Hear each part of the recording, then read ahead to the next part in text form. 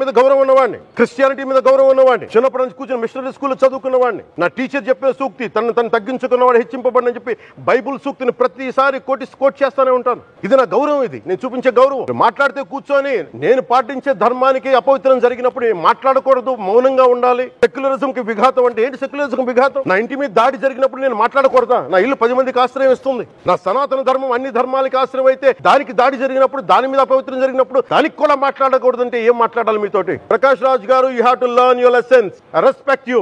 It's not just Prakash Raj Garu, all the people who thinks in the name of secularism, you're going haywire. Let me tell you guys, we are extremely hurt.